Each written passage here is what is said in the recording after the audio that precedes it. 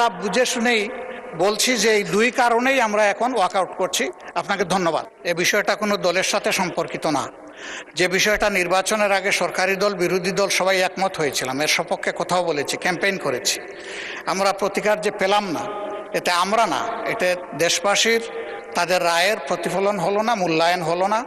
আমরা বিরোধী দলে বসে এই অবমূল্যায়ন আমরা মেনে নিতে পারি না। এই জন্য তার প্রতিবাদে আমরা ওয়াকআউট করছি। মাননীয় বিরোধী দল নেতা, আপনি আমার বক্তব্য তো সম্পূর্ণ করতে দিলেন না। আমি আপনার পুরো বক্তব্য শুনেছি। আপনার ওয়াকআউট করা আপনাদের অধিকার, কিন্তু আমি বলতে চাই যে আজকে একটু পরে আরেকটি মুলতবি প্রস্তাব বিবেচিত হবে। সেখানে আমার মনে হয় যে আপনি আপনাদের প্রশ্নের উত্তর পেয়ে যাবেন এবং সেখানে মন খুলে আপনারা আরও কথা বলতে পারবেন। সুতরাং আমার অনুরোধ হলো আপনারা ওটা শোনেন, তারপরে যদি ওয়াকআউট করতে পারেন প্লিজ ফিল ফ্রি। তবে প্রস্তাবটির ভাগ্য কি নির্ধারণ হয় সেটি আপনি দেখার জন্য একটু অপেক্ষা করে দেখতে পারেন।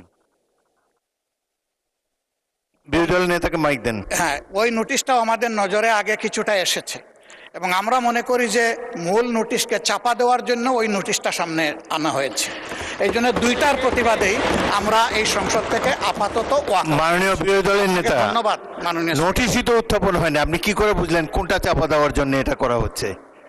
আমি অনুরোধ করছি একটু ধৈর্য ধরে অপেক্ষা করেন, নোটিশের বিষয়বস্তু শুনেন, তারপরে আপনারা ফিল ফ্রি টু মাননীয় ওয়াক আউট। স্পিকার, আপনার অ্যাবসেন্সে এই হাউসে এই নোটিশটা পড়া হয়েছে, সংশ্লিষ্ট সদস্য এটা পড়েছেন, আমরা শুনেছি। এই জন্য আমরা বুঝে শুনেই বলছি যে এই দুই কারণেই আমরা এখন ওয়াকআউট করছি। আপনাকে ধন্যবাদ। নিশ্চয়ই সংসদীয় রীতি অনুযায়ী আপনারা ওয়াকআউট করতে পারেন, ফিল ফ্রি। ধন্যবাদ।